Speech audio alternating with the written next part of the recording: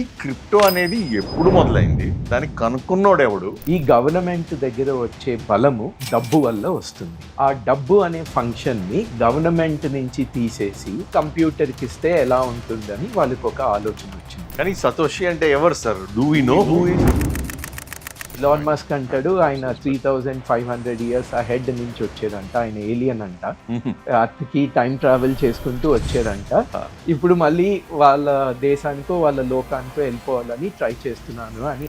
Total గా ఈ coins అన్ని ఎంత ఉంటాయి? వీటి వాల్యూలు ఏంటి? కొద్దిగా స్టాట్స్ అని చెప్తారు. నా దగ్గర బిట్ కాయిన్ ఉందనుకోండి, నేను హైదరాబాద్ వెళ్ళి మన బిర్యానీ ఏమైనా కొనుక్కుని తినచ్చు. ప్రతి సెలబ్రిటీ టోకెన్లని, ఎన్ఎఫ్టీలని, కుక్కని, నక్కని, రకరకాలు ఎవడు పడితే వాడు ఒక టోకెన్లు తీసుకొస్తావు. ఎందుకు, ఏంటి అసలు? యాజ్ పర్ ఇండియన్ రెగ్యులేషన్ మీ దగ్గర బిట్ కాయిన్ ఉందంటే అది ఇల్లీగల్ కాదు. వ్యాలెట్ లోపల క్రిప్టో కాయిన్లు ఉన్నాయి, పాస్వర్డ్ పోయింది, ఏముంది సార్? పాస్వర్డే లేకుండా అథెంటికేషన్ వస్తే ఎక్కడ కాంప్రమైజ్ అవుతుంది? Password less authentication is the future of cyber security. చాలా మంది క్రిప్టో పెరిగిపోయింది, వాడికి ఇంత డబ్బులు వచ్చింది, వీడికి ఎంత వచ్చింది అని ఎగబడి కొంటా ఉంటారు. మీరు ఏమి అడ్రస్ చేస్తారు?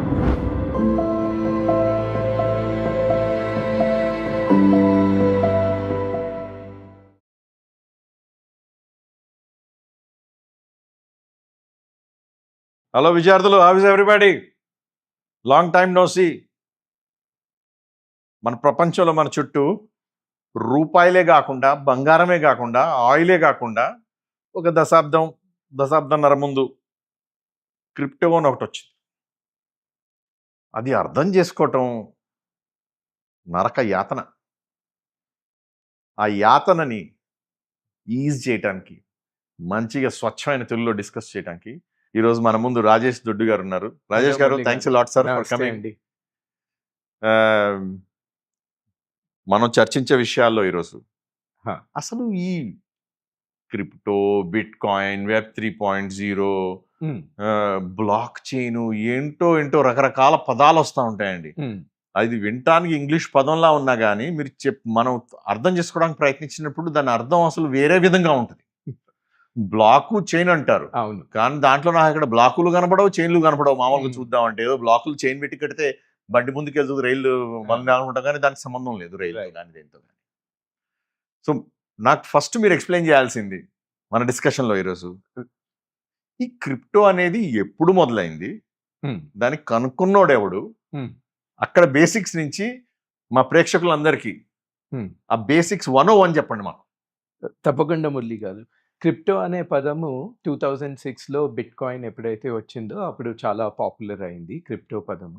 సో చాలామంది అనుకుంటారు క్రిప్టో ఒక ఉత్పాదన ఆర్ క్రిప్టో ఒక ఆవిష్కరణ 2006లో అయింది అని అనుకుంటారు. కానీ దీని మీద వర్క్ మీరు ఆశ్చర్యపోతారు, 1970స్లో మొదలైంది దీని మీద వర్క్. అవునండి, కంప్యూటర్ సైంటిస్ట్ ఉండేవాళ్ళు 1970స్లో. అప్పుడు ఒక కంప్యూటర్ సైంటిస్ట్ డేవిడ్ షామ్ అని ఉన్నాడనమాట.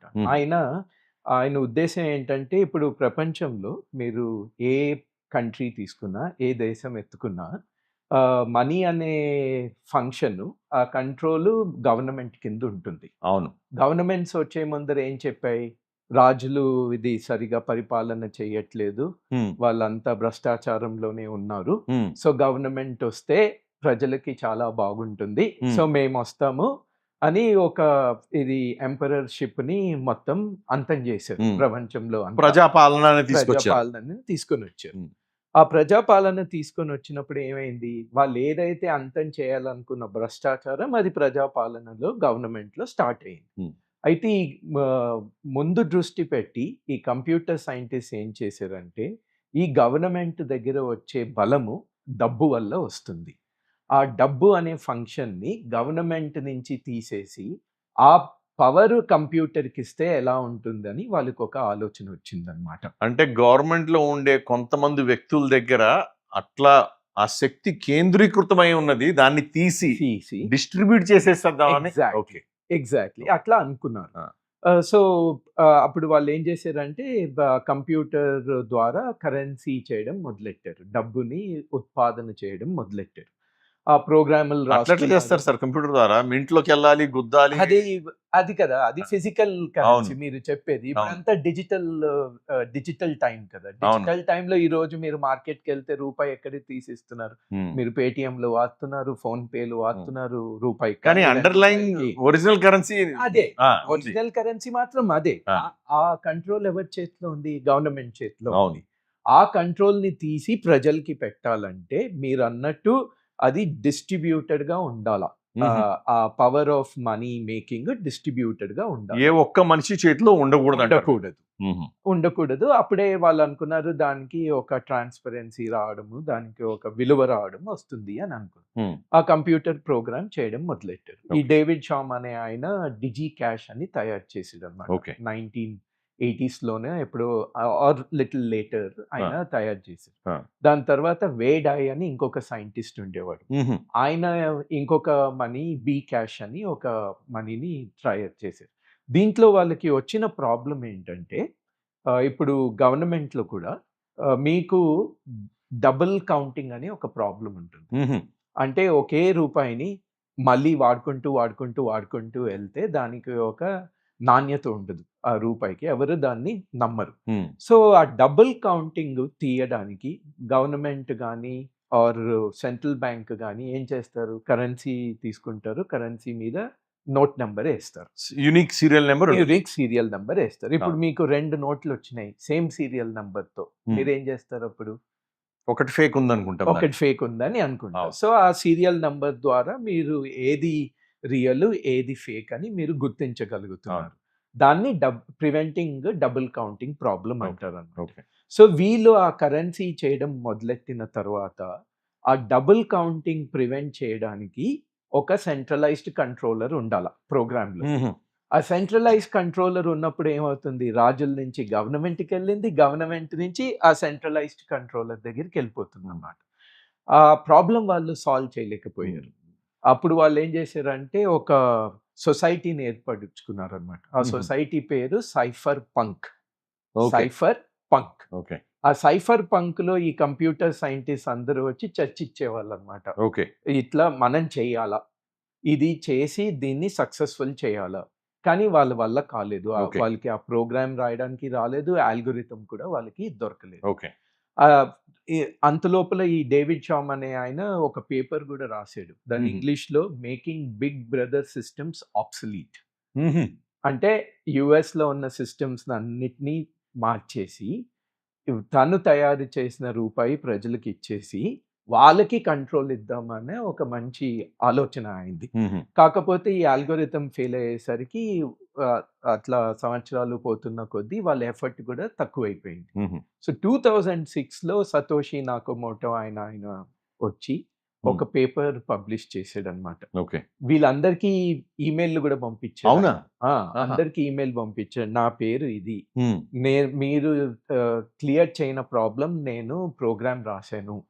ఇది క్లియర్ అవుతుంది. అంటే వాళ్ళు అన్నారు నువ్వెవరు? నీ ఐడెంటిటీ ఏంటి? అంటే ఆయన లేదు నా ఐడెంటిటీతో మీకెందుకు? ప్రాబ్లమ్ మీద దృష్టి పెట్టండి. నా ఐడెంటిటీ మీకెందుకు అనేసరికి వాళ్ళు కొంచెం బెత్తరపోయారు. అదే వీడెవడ్రా బాబు వచ్చి మాకు ఇది మెసేజ్‌లు పంపిస్తున్నాడు, పింగులు చేస్తున్నాడు వాట్సాప్ అప్పుడు వాట్సాప్ లేదు గానీ ఇది మెసెంజర్ ఈమెయిల్ ద్వారా పంపుతున్నాడు. 2006లో అంటారా? 2006 ముందే ఆయన స్టార్ట్ చేయక ముందే ఆయన చేసాడన్నమాట. అండ్ 2008లో దాదాపు ఈ పేపర్ పబ్లిష్ అయింది. Peer to peer electronic cash system అని. Peer to peer electronic cash system. అందులో ఆయన వీళ్ళ గురించి కూడా చెప్పాడు. ఇంతకు ముందు ఎవరు ఇట్లా ప్రయత్నించారు, డేవిడ్ షాము, వేడా ఆయన రిఫరెన్సెస్ ఇచ్చాడు. ఆ రిఫరెన్సెస్ ఇచ్చి డబుల్ కౌంటింగ్ అనే ప్రాబ్లమ్‌ని నేను సాల్వ్ చేశాను. గేమ్ థియరీ ద్వారా సాల్వ్ చేశాను. C++లో నేను ప్రోగ్రామింగ్ రాశాను. ఈ ప్రోగ్రామ్ దీని కోడ్ ఇట్లా ఉంటుంది. ఈ కోడ్ ఆల్రెడీ నేను ఎగ్జిక్యూట్ చేశాను. దాని అవుట్‌పుట్ బిట్‌కాయిన్. మీకు కావాల్సి వస్తే మీరు ఆ సిస్టమ్‌ని స్కామ్ చేసి చూడండి.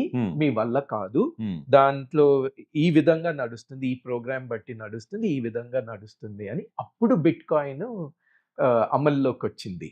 ఆ ప్రాబ్లమ్ ఎవరైతే సాల్వ్ చేయలేకపోయారో ఈయన సాల్వ్ చేసాడనమాట. ఆ పేపర్ వీళ్ళు చదివి వాళ్ళు ఆశ్చర్యపోయారు. ఏంటి ఈ టెక్నాలజీ, ఇదేంటి సెంట్రలైజ్ టెక్నాలజీ కాదు. ఇట్స్ అందరికీ ఈక్వల్ రైట్ ఉంటుంది ఆ టెక్నాలజీలో. అందుకే దాన్ని డిస్ట్రిబ్యూటెడ్ అని అంటారనమాట. ప్లస్ మనం ట్రాన్సాక్షన్స్ ఇవాళ కంపెనీలో గానీ, పర్సనల్ ట్రాన్సాక్షన్స్ కానీ మనం రాసుకుంటే మన బుక్‌లో రాసుకుంటాం. అవును. మన సిస్టమ్‌లో రాసుకుంటాం. మన ఈఆర్‌పీలో రాసుకుంటాం. అది వేరే వాళ్ళకి కనిపీదు ఆ ట్రాన్సాక్షన్ ఏదో. సపోజ్ మీరు బ్యాంక్‌తో ఒక ట్రాన్సాక్షన్ చేశారు. మీరు ఎప్పుడైతే బ్యాంక్ పాస్‌బుక్ అప్డేట్ చేయడానికి వెళ్తారో, అప్పుడు మీకు తెలుస్తుంది. అరే! ఇదేంట్రా తప్పుగా ఉంది ఈ ట్రాన్సాక్షను. నేను అనుకున్నాను ఈ ట్రాన్సాక్షన్ అవ్వలేదు. బ్యాంక్ అంటుంది లేదు బాబు, నువ్వు ఈ ట్రాన్సాక్షన్ చేసావు. ఇదిగో పాస్‌బుక్, ఇదిగో స్టేట్‌మెంటు. అది క్రెడిట్ కార్డ్ గానీ, సేవింగ్స్ కానీ మనం అప్పుడు చూసుకుంటాం అన్నమాట.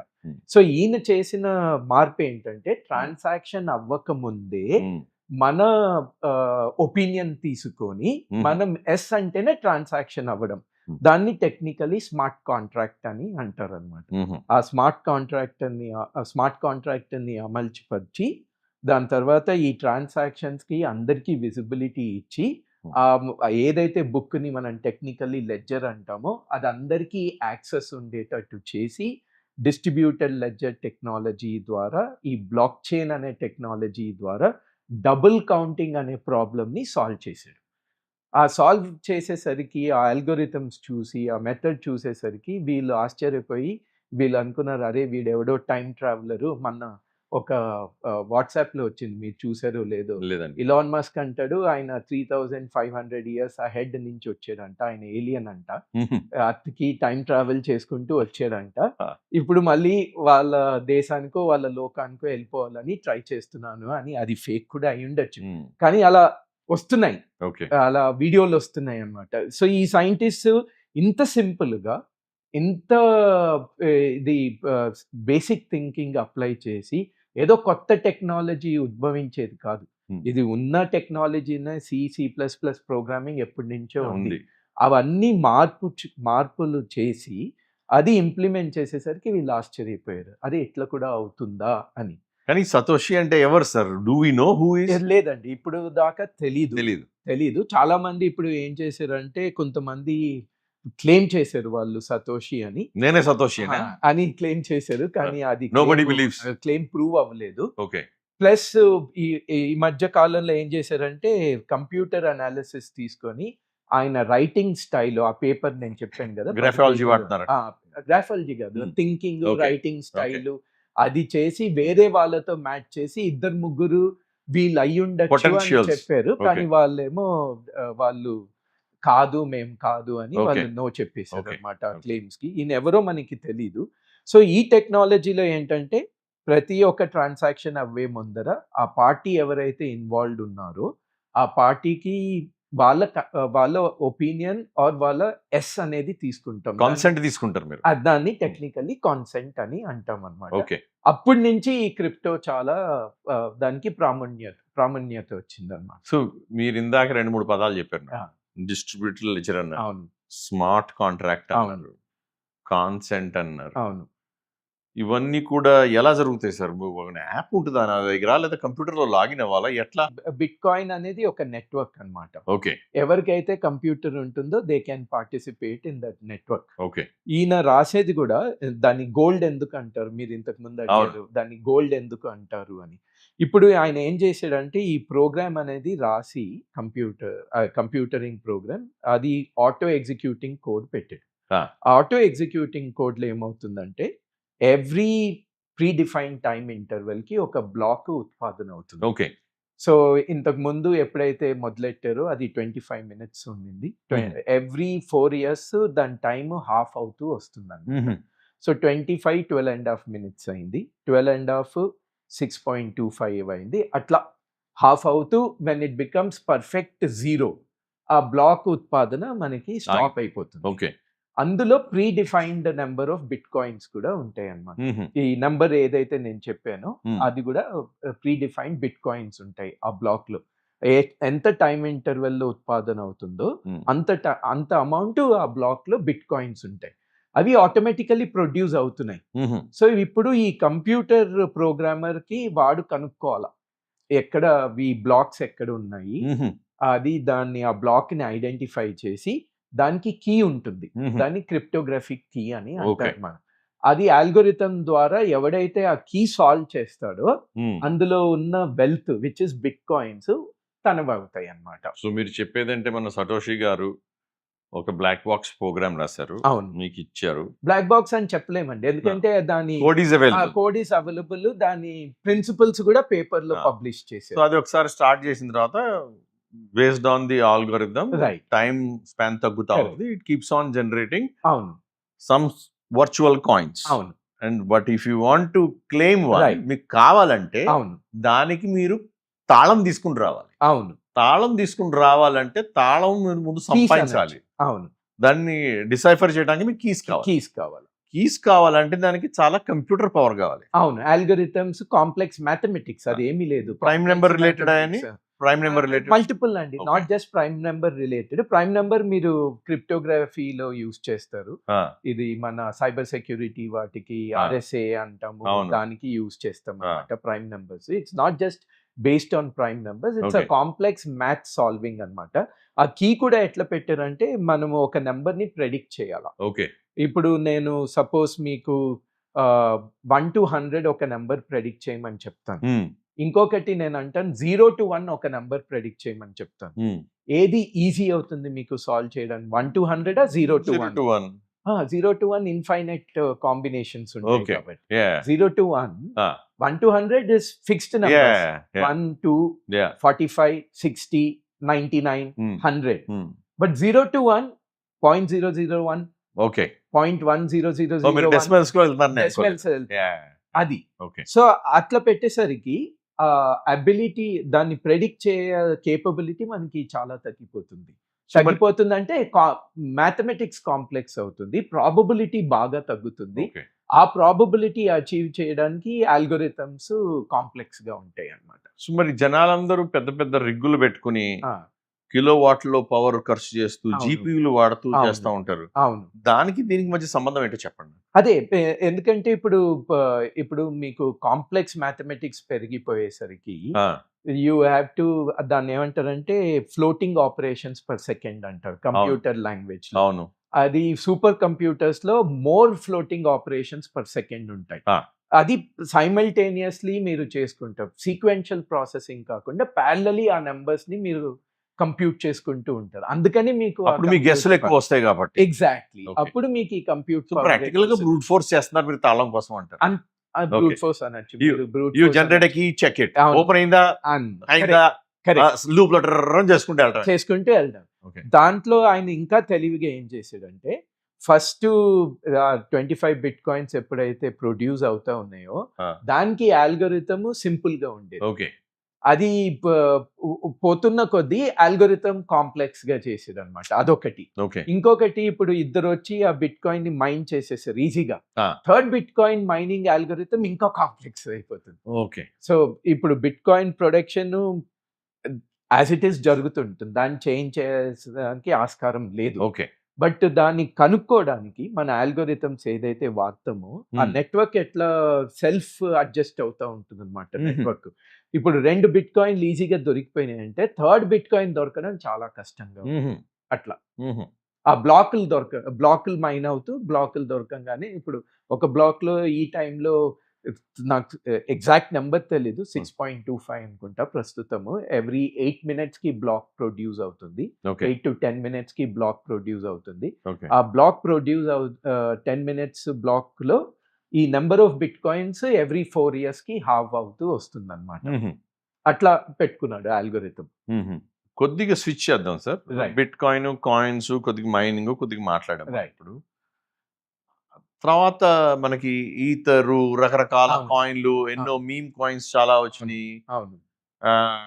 They are not so GPU intensive. దాని బట్ దే స్టిల్ క్రిప్టో అంటారు వాటిని. అవును. దానికి దీనికి డిఫరెన్స్ ఏంటి సార్? అంటే బిట్ కాయిన్ ఇప్పుడు అది ఫస్ట్ కాబట్టి దాన్ని కింగ్ కాయిన్ అంటారు, ఎంపరర్ కాయిన్ అంటారు, ఆర్ గోల్డ్ స్టాండర్డ్ అంటారు. అవును.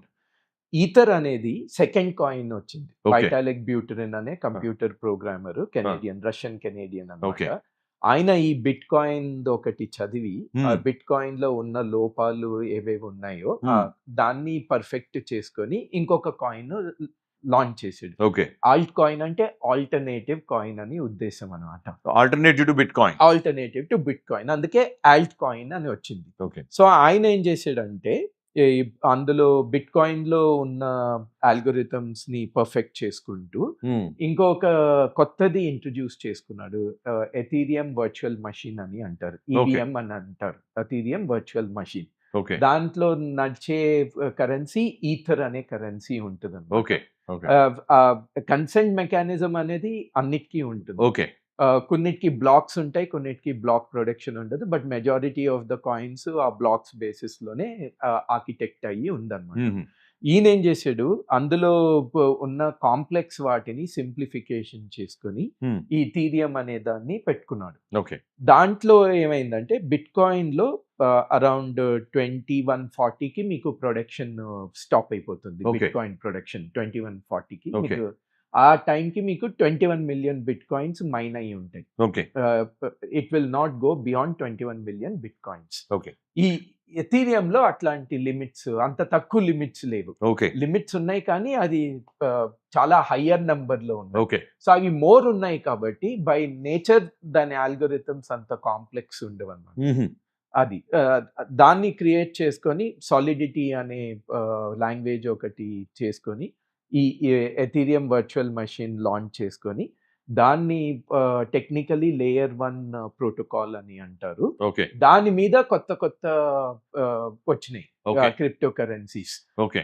దాన్ని ఆల్ట్ కాయిన్స్ అంటారు. ఇప్పుడు దాదాపు 10,000 పైన క్రిప్టో కరెన్సీస్. అవునా? coinmarketcap.com అని ఉంది మనకి. బిఎస్సి ఎన్ఎస్సి ఎట్లా ఉంటుందో coinmarketcap.com అని ఉంది. ఆ coinmarketcap.comకి వెళ్తే మీకు లిస్టింగ్ ఉంటుంది, ఏమేమి కాయిన్, దాని వాల్యూ ఎంత, దాని సప్లై ఎంత, ఈవెన్చువల్లీ రిజర్వ్ ఎంత ఉంది, ఆ రిజర్వ్ లో ఎన్ని ప్రొడ్యూస్ అయినాయి, మార్కెట్ లో ఎంత అమ్మడము కొనడము అవుతుందో అవన్నీ చెప్తా ఉంటారు అనమాట దాంట్లో. ఈ ఎపిసోడ్ని చూసి మీకు నచ్చి మీరు కామెంట్స్లో కరెక్ట్గా ఎంకరేజ్ చేస్తే దీనికి సెకండ్ వర్షన్ కూడా మనం చేయొచ్చు, ఇంకా ఇన్ డెప్త్ డైవ్ చేయొచ్చు స్పెసిఫిక్ యూస్ కేసులో. చూడండి, నేర్చుకోండి, వర్ధిల్లండి. సో రాజేష్ గారు, బిట్ కాయిన్ ఒక పేరు తెలుసు, మేబీ ఈథర్ తెలుసు నాకు. అవునండి. ఎన్ని రకాల కాయిన్లు ఉన్నాయి? మీరు 10,000 అన్నారు ఇందాక. అవునండి. టోటల్గా ఈ కాయిన్స్ అన్ని ఎంత ఉంటాయి, వీటి వాల్యూలు ఏంటి, కొద్దిగా స్టాట్స్ అని చెప్తారు నాకు. తప్పకుండా అండి మురళి గారు. ఇందాక చెప్పాను కదా coinmarketcap.com అని ఉంది. అవును. దాంట్లో ఇది మన లైవ్ వాల్యూ కూడా తెలిసిపోతుంది అనమాట. ఓకే. ఇందాక నేను చెక్ చేసినప్పుడు టోటల్ మార్కెట్ క్యాపిటలైజేషన్ $3 trillion ఉందన్నమాట. $3 trillion అంటే మన ఇండియన్ ఎకానమీ అంత అనమాట. $3 trillion దాని మార్కెట్ క్యాపిటలైజేషన్. క్రిప్టోలో ఉన్న కాయిన్లు అన్నిటి వాల్యూ ఇండియన్ ఎకానమీ అంత వాల్యూ ఉంది. అవునండి, $3 trillion. దీంట్లో టాప్ 5 టాప్ 4 ఏముంటే చెప్పండి సార్. టాప్ 5 టాప్ 4 మీకు obviously bit coin 60% of the value bit coin ఉందండి. దాని తర్వాత ఈథర్ ఉంది, దాని తర్వాత లైట్ కాయిన్ అని ఉంది, వేరే రిపిల్ అని ఉంది, దాని తర్వాత రకరకాల కాయిన్స్ ఉన్నాయి అన్నమాట. దాంట్లో బిట్ కాయిన్ కి మాత్రం 60% ఆఫ్ $3 trillion. అంటే బిట్ కాయిన్ ఒక్కటే దాని వాల్యూ టుడే $1.8 trillion దాని వాల్యూ. ఎన్నో కంట్రీస్ జీడిపికి అంటే చాలా ఎక్కువ అన్నమాట. సార్ మరి ఇప్పుడు నా దగ్గర బిట్ కాయిన్ ఉందనుకోండి, నేను హైదరాబాద్ వెళ్ళి మన బిర్యానీ ఏమైనా కొనుక్కుని తినొచ్చా సార్?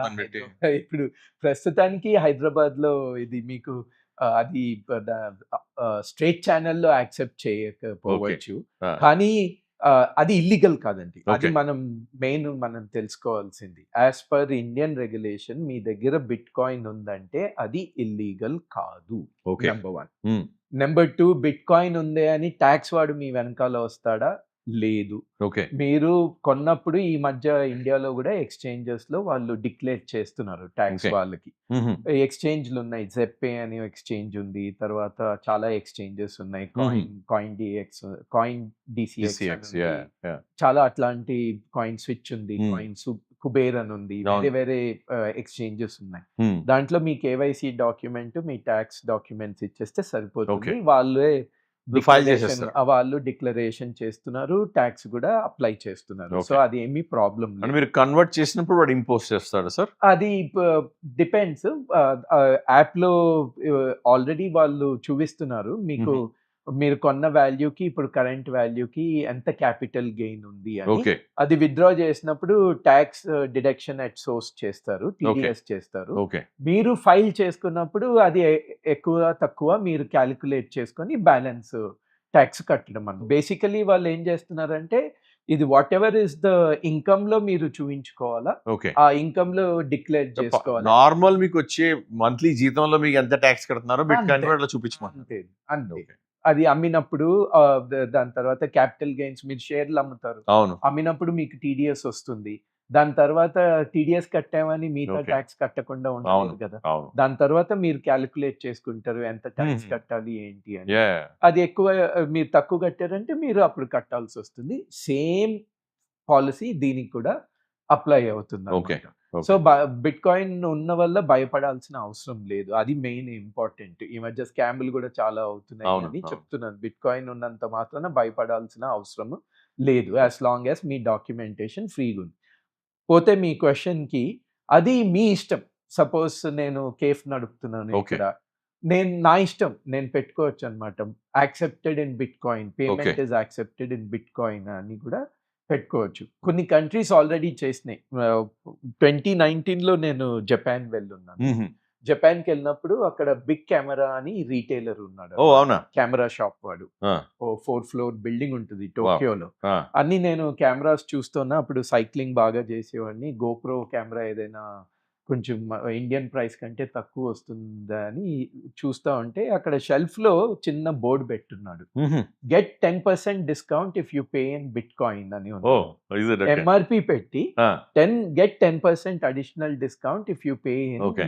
బిట్‌కాయిన్ అని. ఓకే. సో జపాన్‌లో వాళ్ళు యాక్సెప్ట్ చేస్తున్నారు. కొన్ని ఏరియాస్‌లో మెయిన్ లైన్ ట్రాన్సాక్షన్స్‌కి కూడా వాళ్ళు యాక్సెప్ట్ చేస్తున్నారు. కంట్రీ టు కంట్రీ వేరీ అవుతుంది. హుహు. ఇండియాలో ప్రస్తుతానికైతే నేను చూడలేదు. మేబీ ఆన్‌లైన్ కొన్ని సైట్స్ ఉండొచ్చు. ఓకే. బిట్‌కాయిన్ పేమెంట్ యాక్సెప్ట్ చేయొచ్చు వాళ్ళు. మిగతా ఇది రీటైలర్స్, ఆఫ్‌లైన్ రీటైలర్స్ యాక్సెప్ట్ చేయడము. బిర్యానీ షాప్ అంటే ఆఫ్‌లైన్ రీటైలర్ అవును. అవును. అయిపోయింది. వాళ్ళు యాక్సెప్ట్ చేస్తారా లేదా తెలీదు. ఆ! నేను ఇంకోటి ఇది మన ఆహ్, నెదర్‌లాండ్స్‌కెళ్ళినప్పుడు హుహు. హేగ్ అని ప్లేస్ ఉందన్నమాట. ఓకే.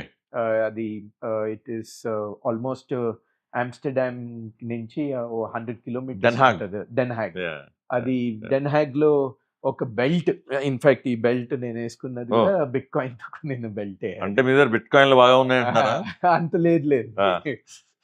సో, అక్కడ లెదర్ మ్యానుఫ్యాక్చరర్ నేను అడిగాను ఎందుకు నువ్వు బిట్‌కాయిన్ యాక్సెప్ట్ చేస్తున్నావు అంటే out of interest accept okay. చేస్తున్నాను అని చెప్పాడన్నమాట. ఓకే. అట్లా ఇట్ వేరీస్. హ్మ్. ఇప్పుడు ప్రస్తుతానికి ఎట్లా ఉందంటే వాళ్ళ నీడ్‌ని బట్టి ఎవరికైతే ఇంట్రెస్ట్ ఉందో వాళ్ళ ఓకే. హాబీని బట్టి పెట్టుకున్నారు కానీ ఓకే. బట్ ఇంకా మెయిన్ స్ట్రీమ్ పేమెంట్ మెకానిజం అవ్వలేదండి. కానీ బే ఏరియాలో కొన్ని కంపెనీస్ ఉన్నాయి. దాంట్లో నేను విన్నది ఏంటంటే ఎంప్లాయీ సాలరీ క్రిప్టోలో తీసుకుంటున్నారు. ఓహ్! ఓకే. వాళ్ళు డాలర్‌లో తీసుకోవట్లేదు. చాలా హుహు. మంది ఎంప్లాయీస్ క్రిప్టోలో సాలరీలు తీసుకుంటున్నారు అని ఓకే. విన్నాను. ఈ గిగ్ వర్కర్స్ ఎక్కువైపోయారు అవును. కదా! అవును. కోవిడ్‌లో మనం చూసాం ఇండియాలో కూడా Yeah. గిగ్ వర్కర్స్ చాలా మంది అయిపోయారు. అబ్సల్యూట్‌లీ. చాలా గిగ్ వర్కింగ్ వెబ్‌సైట్స్‌లో కూడా మీకు పేమెంట్స్ ఈ క్రిప్టో ద్వారా ఓకే. వస్తా ఉంటుందన్నమాట. ఓకే. కొద్దిగా గేర్ మార్చేసారు మనం. ఆ! చాలా మంది బిట్‌కాయిన్‌లు మేము మైన్ చేస్తా ఉంటాము. నా అవును. దగ్గర పెద్ద రిగ్ ఉంది. అవునండి. లేదా 4 జీపీస్ ఉన్నాయి. అవునండి. లేకపోతే కస్టమ్ ఎసిక్ హ్మ్. రిగ్ ఉంది హ్మ్. అని రకరకాలు చెప్తా ఉంటారు. అవునండి. లేదా డేటా సెంటర్‌లోనే ఓ 10 ర్యాకులు తీసుకొని చేస్తా ఉంటారు. అవును. కొంతమంది ఎక్స్‌ట్రీమ్ సిట్యుయేషన్స్. అవునండి.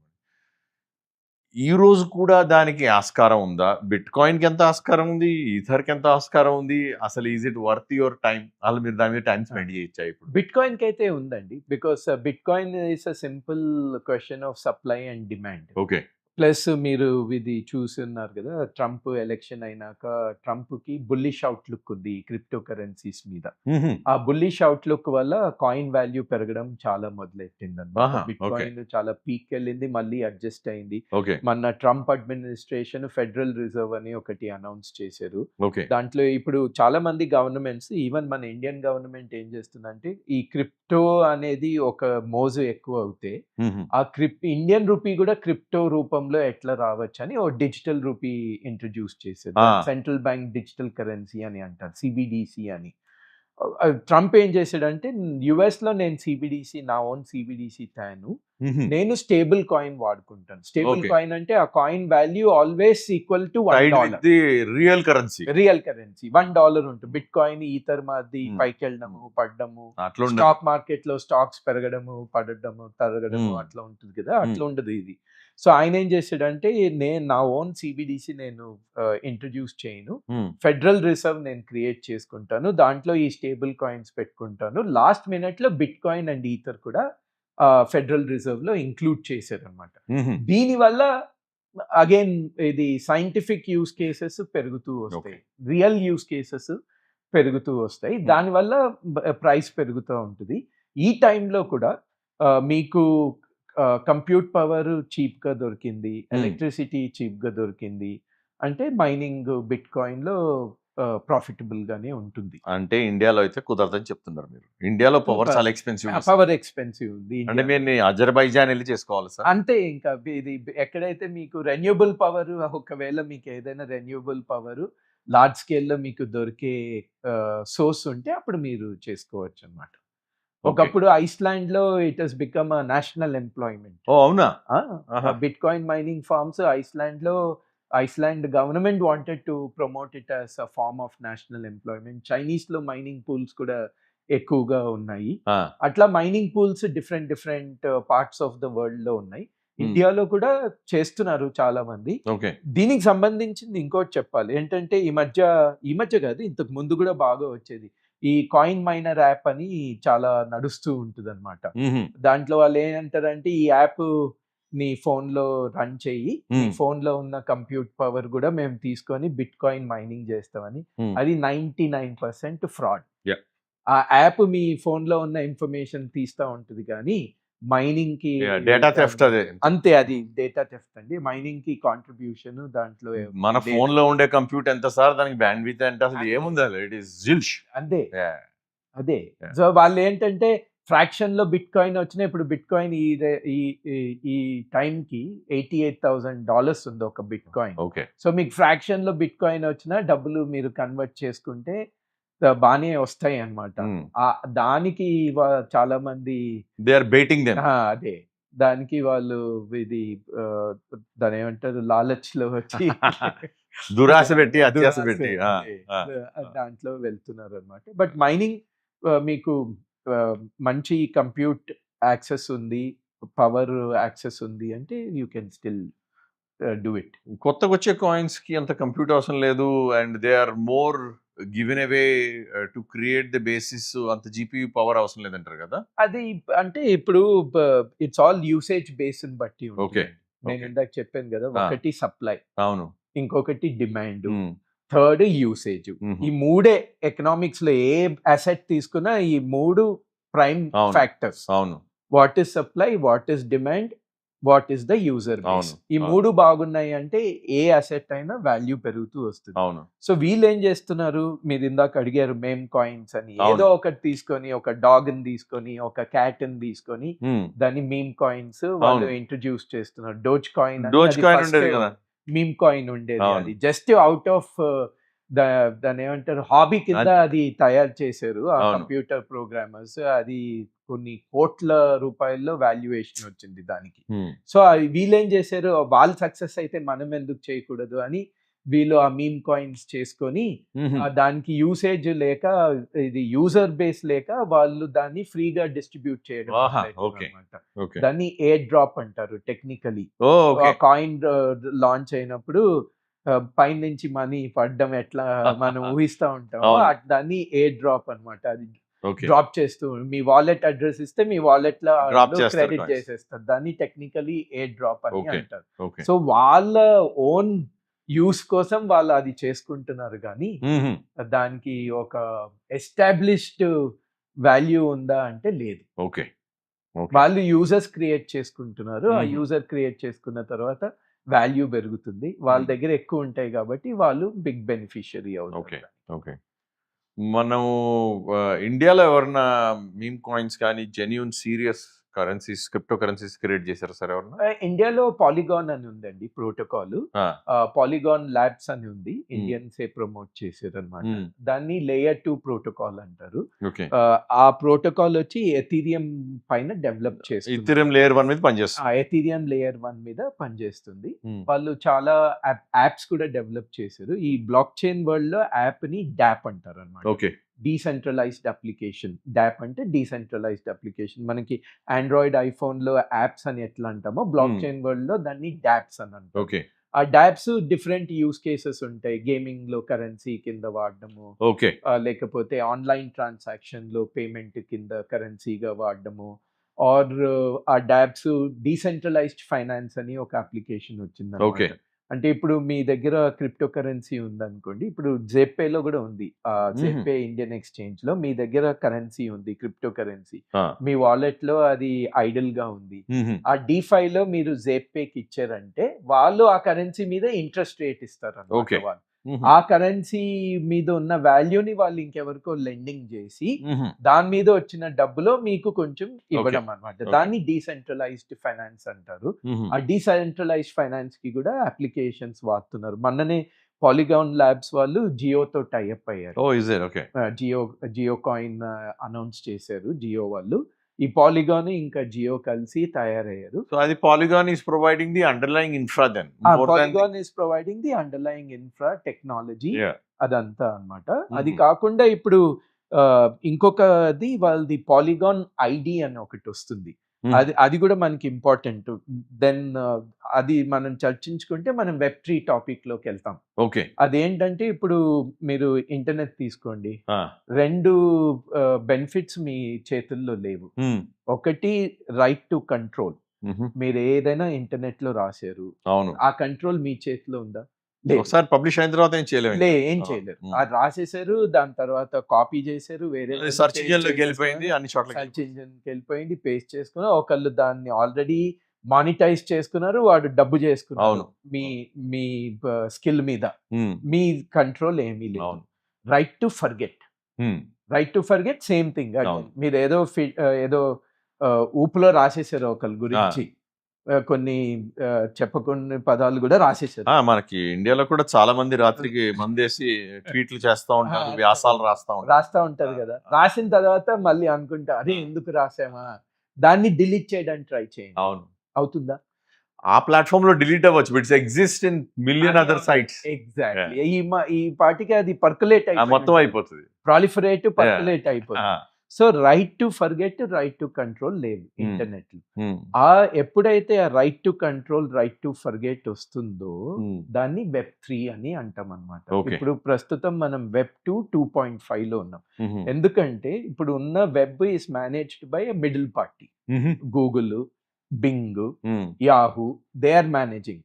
వాళ్ళకి అన్ని తెలుస్తా ఉంటాయి, వాళ్ళకి కంట్రోల్ ఉంది. కావాలంటే వాళ్ళు చేయొచ్చు, బిహాఫ్ మీద చేయొచ్చు వాళ్ళు. కానీ మీ దగ్గర కంట్రోల్ లేదు. ఎప్పుడైతే ఆ కంట్రోల్ మీ చేతిలో పెడతామో దాన్ని వెబ్3 అంటారు అన్నమాట. ఆ వెబ్3 అవ్వడానికి ఈ సెల్ఫ్ సావరిన్ ఐడెంటిటీ అని టెక్నికలీ ఒక ఐడి క్రియేట్ చేసుకోవాలి. SSID అంటారు దాన్ని, సెల్ఫ్ సావరిన్ ఐడెంటిటీ ఐడి. ఆ ఐడికి ట్యాగ్ చేసి మీరు వెబ్సైట్ లో పెట్టినప్పుడు ఆ ఐడి ద్వారా మీరు దాన్ని తీయచ్చు, దాన్ని డిలీట్ చేయొచ్చు, దాన్ని కంట్రోల్ చేయొచ్చు. రేపొద్దున ఎవరైనా అది మీ ఆ కాంటెంట్ వాడుకున్నారంటే ఈ ఐడి దాంట్లో వాటర్ మార్క్ కింద వెళ్తుంది. కాబట్టి మీరు టెక్నికలీ ప్రూవ్ చేయొచ్చు, బాబు ఈ కాంటెంట్ నాది, ఇదిగో నా ఐడి ఉంది ఈ కాంటెంట్ లో, నువ్వు దీంతో డబ్బులు చేసుకున్నావు, ఆ డబ్బులు నావి, నీవి కాదు. Or you can get a share. So non repudiation, immutability అవన్నీ కూడా వస్తాయంట. అవన్నీ వస్తాయి ఇది నేను రాసిన కాంటెంట్ నువ్వు మార్చడం కుదరదు. కరెక్ట్. ఇది నేను రాసిన కాంటెంట్ Correct. నువ్వు దీన్ని అమ్ముకుని డబ్బులు చేసుకోవడం Correct. కుదరదు. నువ్వు Correct. అమ్ముకుంటే నాకు కూడా దాంట్లో రావాలి. అంతే అంతే ఇవన్నీ బిల్ట్ ఇన్ ఫీచర్స్ వస్తాయి. ఇవన్నీ బిల్ట్ ఇన్ ఫీచర్స్ వస్తాయి. ఆ ఐడిని పాలిగాన్ వాళ్ళు తయారు చేశారు అనమాట. Mhm. దాన్ని పాలిగాన్ ఐడి అంటారు. దాని యూసేజ్ కూడా ఉంది, మంచి యూసేజ్. ఇప్పుడు మీరు బ్యాంక్ వెళ్తారు, ఇవాళ వెళ్ళారు బ్యాంక్ కి, Hmm. మీరు అన్నారు నాకు క్రెడిట్ కార్డ్ కావాలా, బ్యాంక్ వాడు అంటాడు కేవైసీ ఇవ్వు అంటాడు. Hmm. రేపు వెళ్ళరు, Mhm. నాకు హౌస్ లోన్ కావాలా, Hmm. వాడు అంటాడు మళ్ళీ కేవైసీ ఇవ్వు అంటాడు. Hmm. అంతే కదా. అరే బాబు నిన్న వచ్చాను రా బాబు, నిన్న కేవైసీ ఇచ్చానంటే కాదు సార్, అది దానికి Hmm. ఈ కొత్త అప్లికేషన్ కాబట్టి కొత్త కేవైసీ మీరు ఇవ్వాలా, మళ్ళీ డాక్యుమెంట్స్ ఇవ్వాలా. Hmm. ఆ డాక్యుమెంట్స్ ఏమవుతున్నాయి మనకి తెలీదు, ఎక్కడికి పోతున్నాయి మనకి తెలీదు. Hmm. దాన్ని వెనక్కి తీసుకునేది ఆ లోన్ శాంక్షన్ అయినాక వెనక్కి తీసుకోగలుగుతామా, Hmm. తీసుకోలేము. Hmm.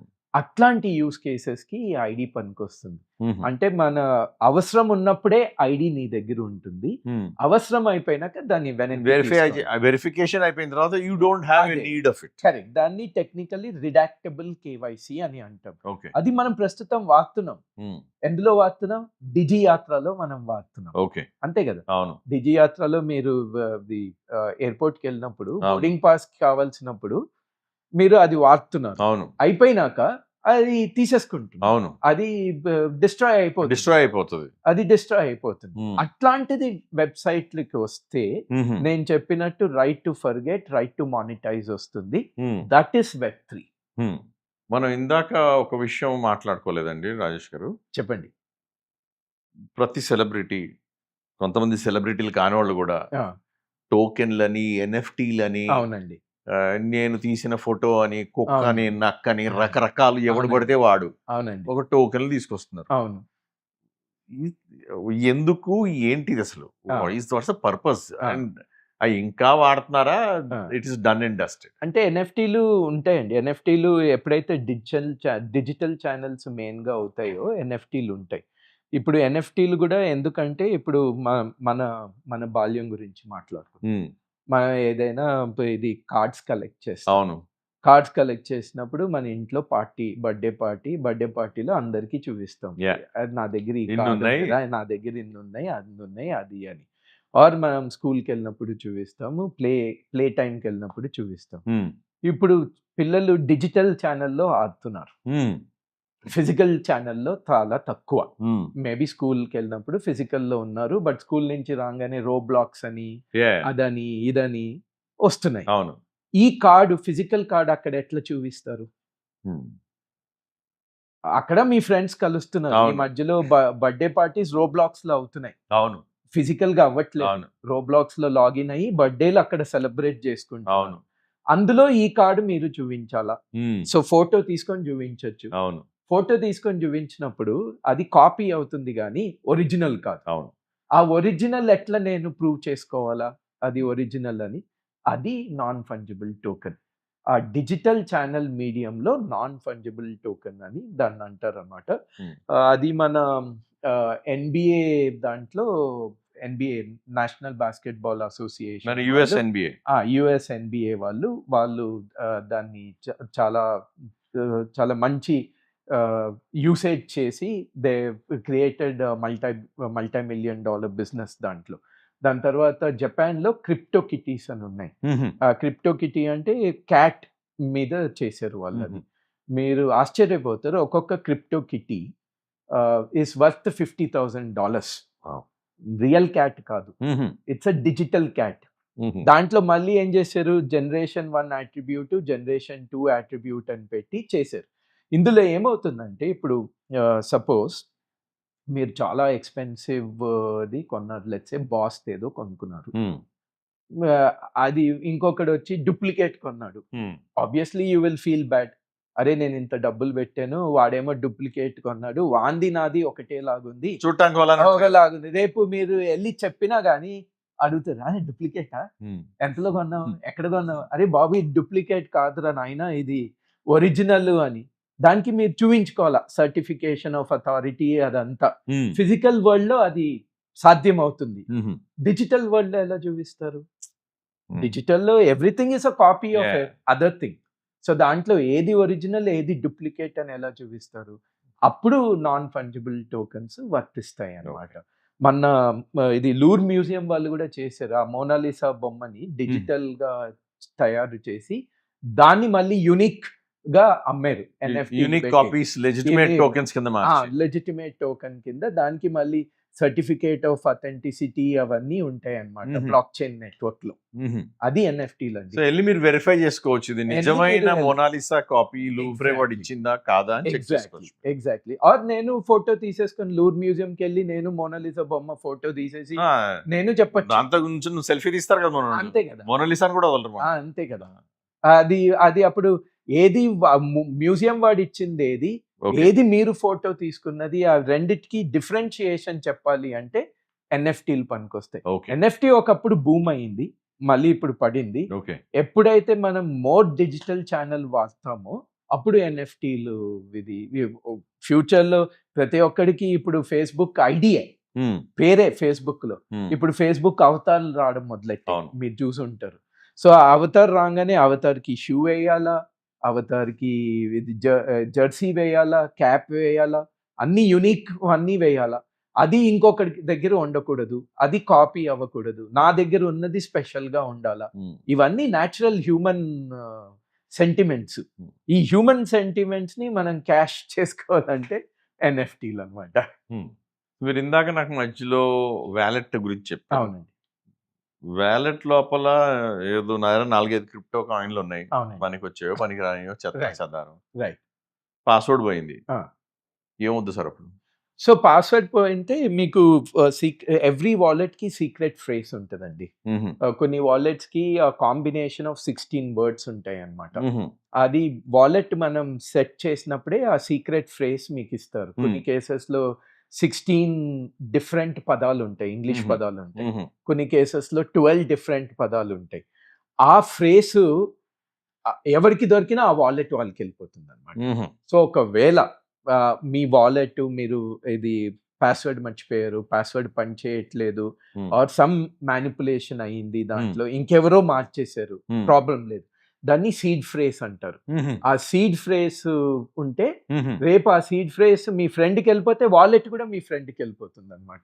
సో చాలా మంది వాళ్ళు ఏం చేస్తారంటే కోల్డ్ వాలెట్స్ అని ఉంటాయి, అంటే ఎక్కువ క్రిప్టో కరెన్సీ కాయిన్స్ ఉన్నప్పుడు, కొన్ని లక్షల రూపాయల్లో క్రిప్టో కరెన్సీ కాయిన్ ఉన్నప్పుడు వాళ్ళు ఆ వాలెట్ ని క్రియేట్ చేసుకొని ఆ వాలెట్ దాన్ని ట్రాన్స్ఫర్ చేసుకొని దాన్ని ఇంటర్నెట్ కనెక్షన్ తీసేస్తారు. దాన్ని ఆఫ్లైన్, అందుకే కోల్డ్ వాలెట్ అంటారు. Online is a hot wallet. ఆ కోల్డ్ వాలెట్ కి మళ్ళీ సీక్రెట్ ఫేసులు రాసుకొని అది కొంతమంది మన లాకర్ లో పెడుతున్నారు, ఫిజికల్ లాకర్ లో వేస్తున్నారు. So it will be like a USB or something. USB అని చెప్పలేము, ఇట్ ఈస్ అ ఫ్రేస్ అంతే. Okay, it's a master key అనుకోండి. సో మీ phrase is a phrase, English phrase or whatever language phrase, but the coins have to be stored somewhere, right? అవును, coins wallet లో ఉన్నాయి. Coin wallet లో ఉంది. ఆ coin phrase మీరు locker లో పెట్టారు, రేపు అది ఇంకెవరికో దొరికింది, వాళ్ళకి యూఎస్బి లేకపోయినా, వాలెట్ కస్టడీ లేకపోయినా, ఆ ఫ్రేస్ ఎక్కడి నుంచి వరల్డ్ లో ఎక్కడి నుంచి ఎంటర్ చేసినా ఆ వాలెట్ వాళ్ళకి వెళ్ళిపోతుంది.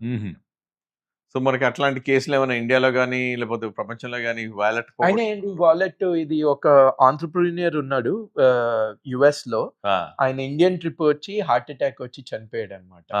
ఆ వాలెట్ హార్డ్ డిస్క్ అనుకుంటా, దాంట్లో కొన్ని millions of dollars worth crypto currency ఉంది. ఆయన క్రిప్టో కరెన్సీ ఎక్స్చేంజ్ ఫౌండర్ అనమాట. ఆయన ఇండియాకి వచ్చి ఇది మరి టైం అయిపోయిందో ఎంతో తెలీదు, ఆయనకి హార్ట్ అటాక్ వచ్చి పోయాడు. USB or that hard drive ఆయనతో పాటే పోయింది. ఆ సీక్రెట్ ఫేస్ ఇప్పుడు ఎతుకుతున్నారు ఎక్కడ ఉంది అని, సీక్రెట్ ఫేస్.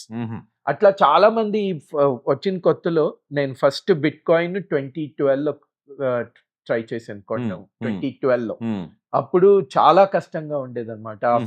అది అడ్రస్లు కూడా రాసుకోవాలా, హెక్సాడెసిమల్ అడ్రస్లు ఉంటాయి. అడ్రస్లు అంటే ఇది it will have some 50-60 alphabet కాంబినేషన్లు ఉంటది, అది రాసుకోవాలా, పేపర్లో రాసుకోవాలా. వాలెట్లు పెద్దగా ఉండేవి కాదు. ఆ టైంలో చాలా మంది 1000 బిట్ కాయిన్స్ వావ్! 5000 బిట్‌కాయిన్స్ కొని దాన్ని హార్డ్ డ్రైవ్‌లో పెట్టుకొని, ఆ హార్డ్ డ్రైవ్‌లు పోవడం, కంప్యూటర్‌లు పాడైపోవడం, అవన్నీ ఆ టైంలో ఈ సీడ్ ఫ్రేస్ అనే కాన్సెప్ట్ లేకుండా హుహు. పోయిందనమాట. హుహు. అట్లా slowly over a period of time develop అవుతూ వచ్చింది. హ్మ్. రాజేష్ గారు, ఇఫ్ యూ చెప్పండి మురళి గారు. If you lurk in dark web, ఆ! మనం ఆ డార్క్ వెబ్‌లోకెళ్ళి చూస్తా ఉంటే అవునండి. 99% డార్క్ వెబ్‌లో ఉన్న కమోడిటీస్ కానీ, సైట్స్ కానీ, డేటా థెఫ్ట్ సంబంధించిన డేటా ఆహ్, ఎక్స్‌ఫోలియేటెడ్ డేటా అనేది. ఎక్స్‌ఫిల్ట్రేటెడ్ డేటా చూస్తే అవునండి. మీరు, అందరూ బిట్‌కాయిన్‌లో లేకపోతే క్రిప్టోలో చార్జ్ చేస్తారు. దే అవునండి. Only accept that. అవును. రాన్సమ్ వేర్ అటాక్స్ జరిగినప్పుడు కూడా దాంట్లోనే. అవునండి. వాళ్ళకి ఎందుకంత ప్రిఫర్డ్ కరెన్సీ అది? ఆహ్, ట్రాక్ చేయలేరు లా ఎన్ఫోర్స్‌మెంట్ వాళ్ళు అన్నందుకా? కొద్దిగా ఎక్స్‌ప్లెయిన్ చేయండి నాకు. సో, అనాలజీ ఇట్లా అండి. బేసికల్లీ మీ ఇల్లుంది. ఇప్పుడు మీ అడ్రెస్ ఇస్తే నేను గూగుల్ మ్యాప్‌లో ఎళ్లి మీ ఇల్లు చూడగలుగుతాను. అవును.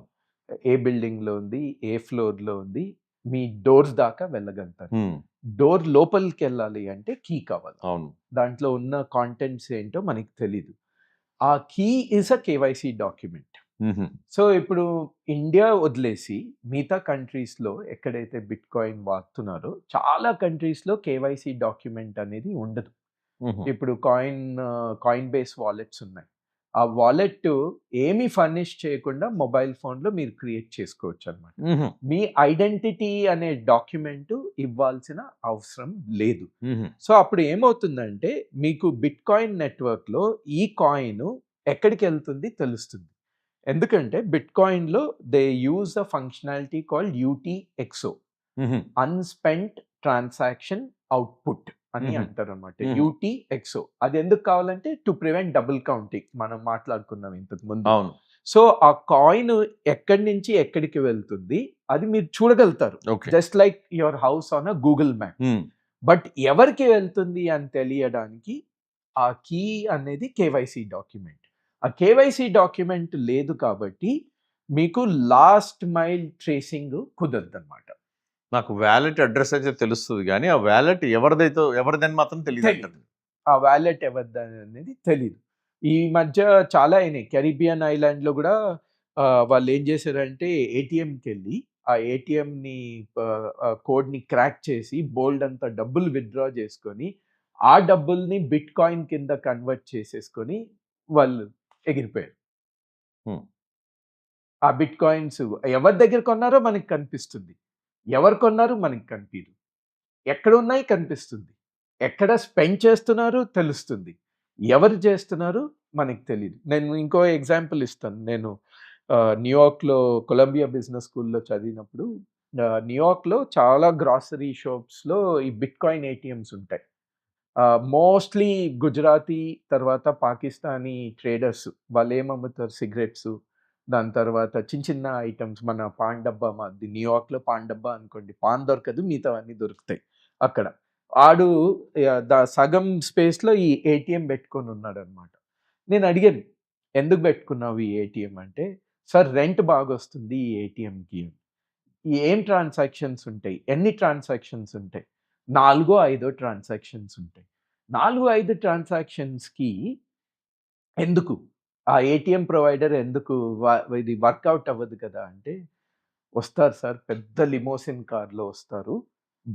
బ్యాగ్స్ ఆఫ్ క్యాష్ తెచ్చుకొనొస్తారు. ఆ క్యాష్ ఈ ఏటీఎంలో పడేస్తారు. పడేసి ఆన్ ద స్పాట్ బిట్‌కాయిన్‌గా కన్వర్ట్ అవుతుంది. వాలెట్ చూపిస్తారు కెమెరాకి. ఆ వాలెట్ అడ్రెస్‌లో క్యూఆర్ కోడ్‌లో ఈ బిట్‌కాయిన్స్ కన్వర్ట్ అయ్యి డిపాజిట్ అయిపోతాయి. ఎళ్ళిపోతారు. ఎప్పుడైతే అది కేవైసీ రూపంలో మనము దాన్ని కంట్రోల్ చేస్తామో ఎండ్ యూజర్ ఎవరో తెలుస్తుంది. ఇందాక చెప్పాను గదా! ఎస్ఎస్ఐడీ అని ఆహ్, సావరిన్ సెల్ఫ్ సావరిన్ ఐడెంటిటీ అని. ఆ ఐడీస్ కూడా అటాచ్ చేసి, ఆ ఐడీ ఎవరిది అని కేవైసీ డాక్యుమెంట్‌కి లింక్ చేసుకుంటే అవి తెలుస్తాయి. కేవైసీలు లేవు కాబట్టి అది మనకి తెలీదు. అందుకే it's a preferred form of transaction. ఇప్పుడు మన చాలామంది యంగ్‌స్టర్సు, ఉద్యోగస్తులు, హ్మ్. వాళ్ళందరూ కూడా ఓహ్! క్రిప్టో పెరిగిపోయింది. వాడికి ఇంత డబ్బులొచ్చినియి, అవును. వీడికి ఇంతొచ్చింది అని ఎగబడి కొంటా ఉంటారు. అవును. అదసలు ఒక ఇన్వెస్ట్‌మెంట్ గ్రేడా? మీరు దాన్ని ట్రాక్ చేయగలుగుతారా? ఆ! ఒక సామాన్య ఆ! మనుషులకి ట్రాన్స్పరెన్సీ ఉంటుందా? మీరు ఇన్వెస్ట్ చేసి దాంట్లో డబ్బులు పెరుగుతాయని వాలటిలిటీ అర్థం అవుద్దా? హ్మ్. మీరేమి అడ్రెస్ చేస్తారు వాళ్ళకి? సో, అది మీరు చెప్పింది దాన్ని టెక్నికల్లీ మేము ఫోమో అంటామండి. హుహు. ఫియర్ ఆఫ్ మిస్సింగ్ ఔట్ అని. హుహు. అదే ఎక్కడో నలుగురు మాట్లాడుకున్నారు. అయ్యో! వాళ్ళంత సంపాదించేసారు. నేను మిస్ అయిపోతున్నాను. నేను గూడా డబ్బులేయడం అనేది అట్లాంటి అప్రోచెస్ మనం తీసుకోకూడదు. నంబర్ 1. నంబర్ 2 ఈ మధ్య చాలామంది నేను ఢిల్లీలో చూసేవాడిని. దివాళీ పార్టీలో ఎవడో ఒకడు వచ్చి బిట్‌కాయిన్ స్కీమ్ ఉంది నా దగ్గర. ధన్‌తెరస్‌లో గోల్డ్ కొనొద్దు. నా దగ్గరికొచ్చి బిట్‌కాయిన్‌లు కొను. కొన్నాక నేను నీకు ఆహ్, ఇంక్రిమెంట్ ఇస్తాను. అప్రిషియేషన్ ఇస్తాను. అది ఇది అని చెప్తారనమాట. అట్లాంటి వాళ్ళ దగ్గర అస్సలు కొనకూడదు. ఆ బిట్‌కాయిన్‌లు ఎక్కడి నుంచొచ్చినాయి? అవి టెర్రరిజంలో ఇన్వాల్వ్డ్ బిట్‌కాయిన్స్ ఉంటాయి. అది రేపు ఇన్వెస్టిగేషన్ ఏజెన్సీస్‌లో దొరికితే చాలా చాలా కష్టమనమాట. అది అటు సైడ్ గూడా కొనకూడదు. ఫస్ట్ ఫండమెంటల్ క్వెషన్ కొనాలా? లేదా? కొంటే ఎంత కొనాలి? ఈ గుడ్ ప్రాక్టీసెస్ ఫాలో చేసుకుంటూ మీరు ఎంత అయితే రేపు పోయినా పోయిందిలే అన్నంత వరకు ఓకే. అది మనం ఇది అసెట్‌లమ్మేసి, ఇల్లమ్మేసి, పొలాలమ్మేసి, గోల్డ్ అమ్మేసి కొనడము నాట్ అడ్వైజబుల్. మీరు పార్టిసిపేట్ చేస్తారా? పార్టిసిపేట్ చేయండి. ఈరోజు రూ. 500 కూడా క్రిప్టో కరెన్సీ మన ఇండియాలో కొనొచ్చు. అఫీషియల్ ఛానెల్‌లో. కేవైసీ డాక్యుమెంట్ ఇచ్చుకోండి. మీరు ఎక్స్‌చేంజ్‌కి వెళ్ళండి. అకౌంట్ ఓపెన్ చేయండి. సిప్ ఏసుకోండి. ఎస్ఐపి గూడా ఏసుకోండి. ఎంత మీరు చేతులు కాల్చుకోగలుగుతారో అంత కొనండి. ప్రాఫిట్స్ వచ్చాయా? Well and good. ప్రాఫిట్ రాలేదా? వదిలేయండి. బట్ మీరు ఇది ఆప్షన్ ఫ్యూచర్ ట్రేడర్ మాదిరి అవ్వాలా? నేను సీరియస్‌గా దూరాలా? అంటే ఉంది. దాంట్లో గూడా అవకాశం ఉంది దూరడానికి. బట్ దాంట్లో బాగా సబ్జెక్ట్ తెలిసిన వాళ్ళే దూరాలి. ఇప్పుడు normal casual retail stock investor option ఫ్యూచర్‌లో వెళ్తున్నాడా? వెళ్ళట్లేదు కదా! వెళ్ళట్లే కదా! అవును. వాళ్ళు వెళ్ళరు. వాళ్ళు టీవీలో చూస్తారు. ఇది పెరిగింది కొంటాం. ఆర్ తగ్గింది కొంటాం, పెరిగింది అమ్ముతాం. హ్మ్. Simple strategy. అవును. అట్లా అప్లై చేసుకోవాలా? ఎంత మీరు పెట్టుకోవాలో రూ. 1000, రూ. 2000 whatever is you can afford. అది రేపు పోయినా గానీ అది మీకు it should not cause a big damage. అట్లా చేయాలి. బట్ సీరియస్‌గా ఎళ్ళాలి అంటే సబ్జెక్ట్ బాగా తెలిస్తేనే దూరాలి. లేదా తెలియలేదు అంటే దూరకూడదు. సో, ఇన్ సమ్మరీ మీరు దీన్ని హై రిస్క్ ఇన్వెస్ట్‌మెంట్ కింద ట్రీట్ చేయండి. రైట్. కొద్దో గొప్పో మీరు నేర్చుకోవడం కోసం పెట్టాలనుకుంటే పెట్టుకోండి. కానీ అది పోతే మీరు రోడ్డు మీద పడతారని మీకు భయం ఉంటే, మీరు దాని నుంచి దూరంగా ఉండండి. అంతే. అంతే. దాంట్లో ఏలు పెట్టొద్దు మీరని అంతే. చెప్తున్నారు. అంతే. అంతే. ఇప్పుడు స్టాక్స్‌లో గూడా చాలా మందికి హై రిస్క్ ఉంటది స్టాక్. హ్మ్. అందుకే వాళ్ళెళ్లి మ్యూచువల్ ఫండ్స్‌లో ఇన్వెస్ట్ చేసుకుంటారు. హ్మ్. 500, రూ. 1000, 5000, 10,000 వాళ్ళ అఫోర్డబిలిటీ బట్టి. అట్లనే ఆ మ్యూచువల్ ఫండ్ ఒక అప్రోచ్‌ని దీనికి క్రిప్టో కరెన్సీకి పెట్టుకొని లాంగ్ టర్మ్ హొరైజన్ తీసుకుంటే అంటే not 10 days, 20 days, 30 days 6 months to 1 ఇయర్‌లో మీకు గెయిన్స్ వచ్చే పాసిబిలిటీ ఉంది. హ్మ్. ఎందుకంటే this is future of money. అందుకే క్రిప్టో కరెన్సీస్‌ని ఫ్యూచర్ ఆఫ్ మనీ గూడా అంటారనమాట. హుహు. మీరు మోర్ అండ్ మోర్ డిజిటల్ ఎప్పుడైతే మనం డిజిటల్ అడాప్షన్ పెరుగుతుందో, అది అట్లా పెరుగుతూ పోతూ వస్తుందో, దానికి యూజ్ చేస్తారు. ఇంకొకటి దేనికి యూజ్ చేస్తున్నారంటే, పియర్ టు పియర్ కామర్స్ పెరుగుతుంది. అంటే ఇంతకుముందు కంపెనీ ద్వారా కొనేవాళ్ళము, మిడిల్ మ్యాన్ ద్వారా కొనేవాళ్ళము, రిప్రజెంటేటివ్ ద్వారా కొనేవాళ్ళం. ఇప్పుడు మనం పియర్ టు పియర్ మన సొసైటీలో గూడా చూస్తున్నాం గదా! పియర్ టు పియర్ చాలామంది సొసైటీలో బట్టలు అమ్ముతున్నారు. చాలామంది ఫుడ్ గూడా ఇంట్లో తయారు చేసి అమ్ముతున్నారు. రైడ్ షేర్ గూడా రేపు ఫస్ట్ టైమ్ ఫ్రీ ఇస్తారు. Second, third time ride share అడిగితే, బాబు దీనికి ఇంత అమౌంట్ పే చేస్తావా అని అడుగుతారు. దాంట్లో తప్పేం లేదు. అట్లా అట్లాంటి మోడల్స్ ఒస్తున్నాయి. అలాంటి మోడల్స్‌కి క్రిప్టో కరెన్సీ అనేది చాలా సూటబుల్ అయిన కరెన్సీ అనమాట. అది ఎప్పుడైతే మెయిన్ స్ట్రీమ్ అవుతుందో క్రిప్టో కరెన్సీ కూడా పెరగడం మొదలవుతుంది. చాలా పబ్లిక్ రిలేటెడ్ యుటిలిటీస్‌లో అక్కడ, ఇక్కడ బ్లాక్ చైన్, డిస్ట్రిబ్యూటర్ లెడ్జర్ చాలా పనికొస్తాయని ఫస్ట్‌లో చాలా హైప్ ఉండేది.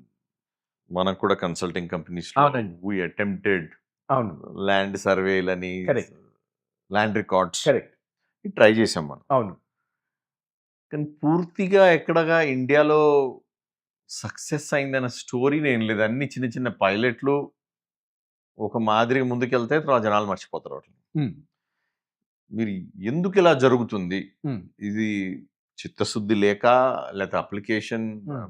Black chain as a network is not మెచ్యూరా? హ్మ్. ఎందుకు మీ మీ ఉద్దేశంలో ఎందుకు ఇట్లా అవుతున్నాయి? ఉన్నాయండి. అప్లికేషన్స్ ఉన్నాయి. మనకి అన్‌ఫార్చునేట్‌లీ ఏమవుతుందంటే bad news travels faster than the good news. Hmm. అది బ్యాడ్ న్యూస్ మీద మనం ఎక్కువ మన కేంద్రీకరణ ఎక్కువ ఉంటదనమాట. హ్మ్. బ్యాడ్ న్యూస్ ఇప్పుడు ఇండియాలో లార్జ్ స్కేల్ ఇంప్లిమెంటేషన్‌లో తీసుకుంటే DigiYatra is a successful implementation of block chain. దాంట్లో మనం డిజియాత్ర ఎప్పుడైతే మనం సెటప్ చేసుకుంటున్నామో మన ఐడెంటిటీ డాక్యుమెంట్స్ అనేవి బ్లాక్ చైన్‌లో స్టోర్ అవుతున్నాయి. హుహు. Number 1. Number 2 lots of universities ఇప్పుడు ఎడ్యుకేషనల్ సర్టిఫికేట్స్ బ్లాక్ చైన్‌లో ఇవ్వడం మొదలెడుతున్నారు. ఎందుకంటే చాలామంది ఫేక్ సర్టిఫికేట్స్ తయారు చేసి యూనివర్సిటీకి బ్యాడ్ పేరు, చెడ్డ పేరు తేవడం అవన్నీ జరిగినాయన్నమాట. అది సెకండ్ యూజ్ కేస్.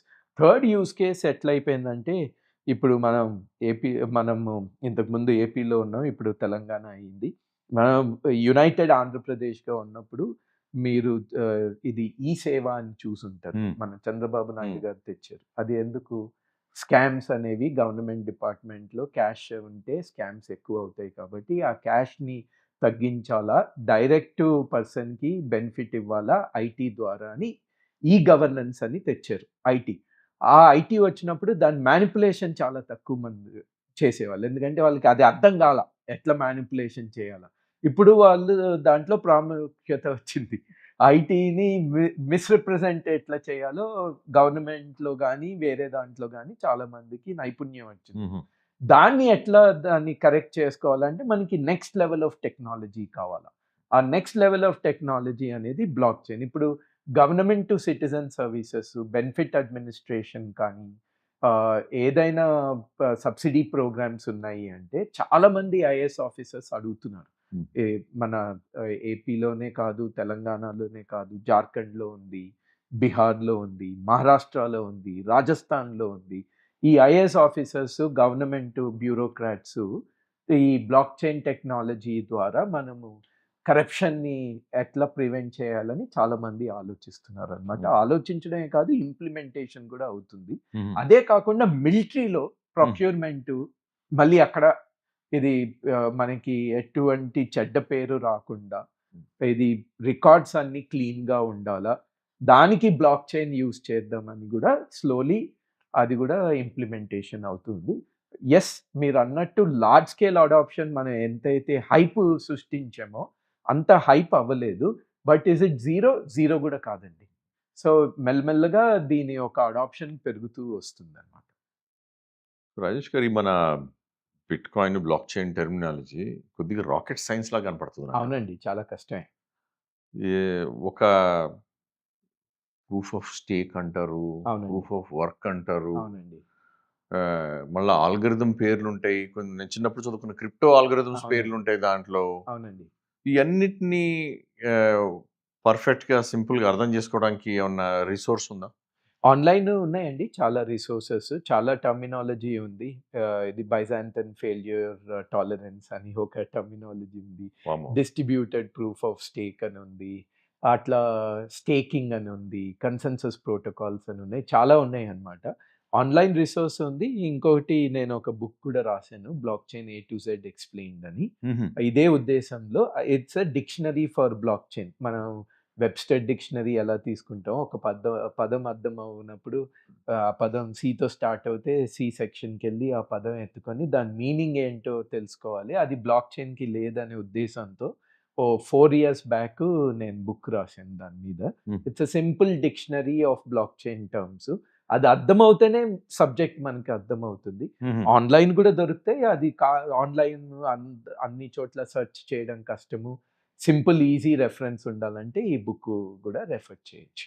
బుక్ ఎక్కడుంది సార్? అమెజాన్‌లో దొరుకుతుందండి. ఓకే. అమెజాన్ ఈ బుక్‌లో కూడా దొరుకుతుంది. ఫిజికల్ రూపంలో కూడా దొరుకుతుంది. Okay sir. బీపీబీ పబ్లికేషన్ వాళ్ళు పబ్లిష్ చేశారు. Okay sir. ఇప్పుడు ఇదంతా మాట్లాడుకున్నాం సార్. సో, మన విద్యార్థులందరూ చాలా యంగ్‌స్టర్స్ ఉంటారు మన దగ్గర. అవునండి. చూసేవాళ్ళు అవును. ప్రేక్షకులు. బ్లాక్ చైన్ ఒకప్పుడు భూమి లాగా వచ్చి ప్రతి ఒక్కళ్ళు నేర్చుకున్నారు. హ్మ్. మీరు ఇందాక ఏదో కోడింగ్ లాంగ్వేజ్ అవునండి. పాలిగన్ వాళ్ళది, మళ్ళీ సాలిడిటీ అని సాలిడిటీ చెప్పాను. అని చెప్పారు, అన్ని నేర్చుకున్నారు. Similar to Java script you can call the libraries అని రైట్. నేను అనుకున్నాను అప్పట్లో. ఇంకా ఏమన్నా ఆస్కారం ఉందా అసలు? బ్లాక్ చైన్ డాప్స్ వీటిల్లో కెరియర్ పాత్స్ ఏంటి? హ్మ్. ఏమి నేర్చుకుంటే కొద్దిగా మీరు యూ విల్ స్టాండ్ అవుట్? ఆ రైట్. వరల్డ్ ఎక్స్‌ప్లెయిన్ చేయండి.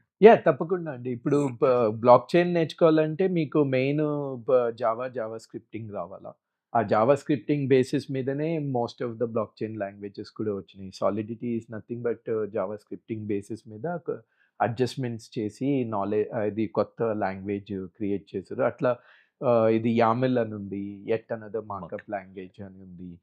దాని ద్వారా డిఫరెంట్ ప్రోటోకాల్స్ బ్లాక్ చైన్‌లో నడుస్తున్నాయి. ఇప్పుడు బ్లాక్ చైన్ అనేది ఇంతకుముందు ఏంటంటే ప్రతి ఒక్కడు బ్లాక్ చైన్ టెక్నాలజీని మెయిన్‌గా వాడేవాళ్ళు. యూజ్ కేసెస్ తక్కువగా వాడేవాళ్ళనమాట. ఈ బ్లాక్ చైన్ గూడా క్రిప్టో కరెన్సీ ద్వారా చాలా మోజ్ ఎక్కువయ్యి, క్రేజ్ ఎక్కువయ్యి అది హైప్ క్రియేట్ అయింది. ఇందాక మనం మాట్లాడుకున్నాం గదా! ఇది practical implementations of block chain గవర్నమెంట్‌లో కానీ, ట్రావెల్‌లో కానీ, ఎయిర్‌పోర్ట్‌లో కానీ, మెడికల్ మెడికల్‌లో గూడా ఎలక్ట్రానిక్ మెడికల్ రికార్డ్స్ మీరు సేఫ్‌గా పెట్టుకోవచ్చు. మీకు కావాల్సినప్పుడే డాక్టర్ దగ్గరికెళ్తాయి. మీకు కావాల్సినప్పుడే ఇన్స్యూరెన్స్ కంపెనీకి వెళ్తుంది. మీకు వద్దన్నప్పుడు అవి వెనక్కి వచ్చేస్తాయన్నమాట. ఆ ఎస్ఎస్ఐ ప్రోటోకాల్ యూజ్ చేసుకొని వాడుకోవచ్చు. ఇవన్నీ ఇప్పుడు ఏమవుతున్నాయంటే ఇవి ఒక బ్లాక్ చైన్ అనేది ఇన్ఫ్రా లేయర్ కింద తయారైపోతుంది. ఇప్పుడు సప్లై చైన్‌లో తీసుకుంటే బ్లాక్ చైన్ ఉంటే సప్లై చైన్ స్మూత్‌గా వెళ్తుంది. లేకపోతే స్మూత్‌గా వెళ్ళదు. అట్లని నేను block chain based supply chain అంటే ఎవడు పెద్ద ఇంపార్టెన్స్ ఇవ్వరు. అదే బ్లాక్ చైన్‌ని తీసుకొని ఒక బిల్డింగ్ బ్లాక్ సప్లై చైన్‌లో ఒక బిల్డింగ్ బ్లాక్ కింద, సైబర్ సెక్యూరిటీలో ఒక బిల్డింగ్ బ్లాక్ కింద. ఈ రోజుల్లో ఏమవుతుందంటే చాలా పాస్వర్డ్ కాంప్రమైజ్ అవుతుంది. పాస్వర్డ్ ఉన్నన్ని రోజులు కాంప్రమైజ్ అవ్వే ఆస్కారం ఉంటుంది. పాస్వర్డే లేకుండా అథెంటికేషన్ వస్తే ఎక్కడ కాంప్రమైజ్ అవుతుంది? దాన్ని జీరో నాలెడ్జ్ ప్రూఫ్ అని అంటారనమాట. అది బ్లాక్ చైన్ టెక్నాలజీ వల్ల వస్తుంది. పాస్వర్డ్ లెస్ అథెంటికేషన్ అనేది is the future of cyber security. It దాన్ని పవర్ చేసేది బ్లాక్ చైన్. సో ఇవన్నీ బ్లాక్ చైన్ స్టాండర్డ్‌గా తీసుకుంటే మనకి పెద్ద పొటెన్షియల్ కనిపియదు. అదే బ్లాక్ చైన్ హెల్త్ కేర్‌లో తీసుకున్నామా, బ్లాక్ చైన్ సప్లై చైన్‌లో తీసుకున్నామా, బ్లాక్ చైన్ పేమెంట్స్‌లో తీసుకున్నామా, బ్లాక్ చైన్ క్యాపిటల్ మార్కెట్స్‌లో తీసుకున్నాం, బ్లాక్ చైన్ సైబర్ సెక్యూరిటీలో తీసుకున్నామా, అది ఇంటిగ్రేటెడ్ అవుతూ వస్తుంది.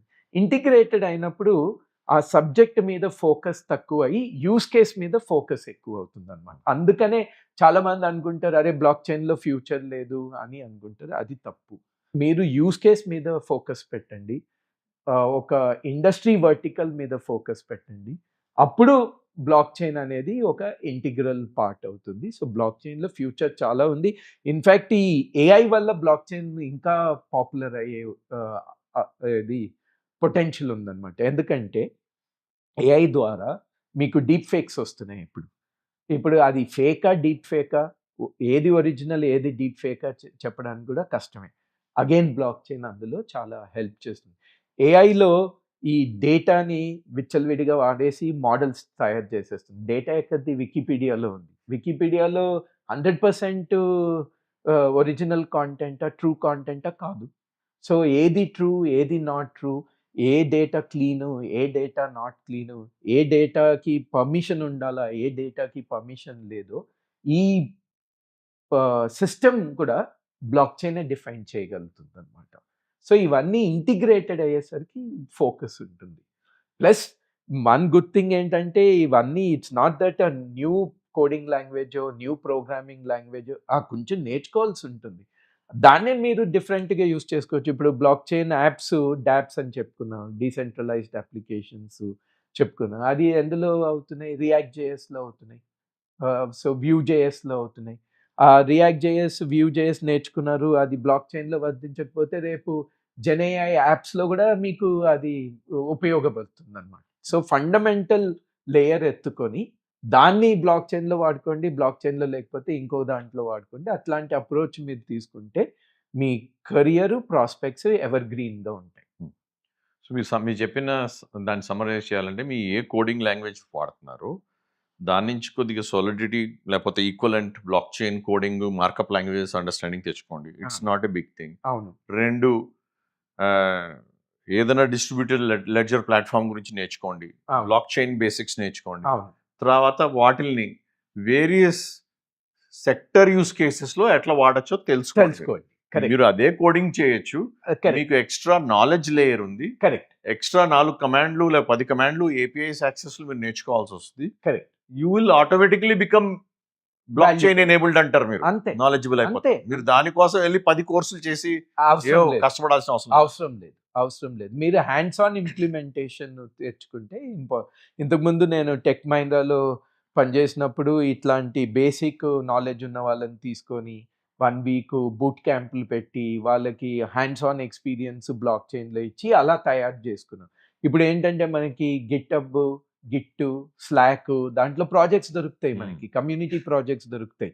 మీకు ఇంట్రెస్ట్ ఉంది, నాలెడ్జ్ ఉంది, టైం ఉంది, అందులో వెళ్ళి కమ్యూనిటీ ప్రాజెక్ట్ తీసుకోండి, నేర్చుకున్న ఉపయోగపడుతుంది. అది ఉపయోగపడలేదు బ్లాక్ చైన్కి, బట్ దాని అండర్లయింగ్ ప్రిన్సిపల్స్ ఏవైతే ఉన్నాయో ఫ్రమ్ మీరు చెప్పినట్టు కోడింగ్ కానీ, యాప్ కానీ, ఏపీఐ కానీ, అది ఇంకొక దానికి మీరు వాడుకోవచ్చు అనమాట. రాజేష్ గారు, thanks a lot for coming sir. Pleasure అండి. And spending time. My pleasure. మా విద్యార్థులు చాలా ఇంక్విజిటివ్గా ఉంటారు. వాళ్ళు మీతో కనెక్ట్ అవ్వాలి లేకపోతే ఇంకా ఎక్స్ట్రా క్వశ్చన్లు అడగాలంటే obviously we request you to respond to the comments. Sure. Channel login అయ్యి రెస్పాండ్ చేయండి. They will love your interaction, your advice. తప్పకుండా. అలానే మిమ్మల్ని లింక్డ్ఇన్ లో కనెక్ట్ అవ్వచ్చా? తప్పకుండా అండి. లింక్డ్ఇన్ లో కనెక్ట్ అవ్వచ్చు. నేను లింక్డ్ఇన్ లో చాలా యాక్టివ్ గానే ఉన్నాను. Okay. ప్లస్ మీరు ఎప్పుడైతే ఈ వీడియో యూట్యూబ్ లో పబ్లిష్ చేస్తారో Ah. నేను చూస్తూ ఉంటాను. పాజిటివ్ కమెంట్స్ వస్తాయి, నెగిటివ్ కమెంట్స్ వస్తాయి. అవి రెండుకి నేను చాలా ప్రాంప్ట్ గా రెస్పాండ్ చేస్తూ ఉంటాను అనమాట. సో హ్యాపీ టు ఎంగేజ్ అండి. ఓకే విద్యార్థులు, రాజేష్ దుడ్డు గారి లింక్డ్ఇన్ ప్రొఫైల్ ఇక్కడ ఉంది. కనెక్ట్ అవ్వండి. క్వశ్చన్స్ పాజిటివ్ ఎనర్జీతో పోస్ట్ చేయండి. జాగ్రత్తగా కావాలంటే అడగండి. Please be respectful. రాజేష్ గారు he works in PwC. Is senior partner there. Emerging tech మీద ఫోకస్ చేస్తారు. Is very well known in the Hyderabad ecosystem also. Rajesh గారు, thanks a lot. Thank you Murali గారు. Thank you. ప్లెజర్.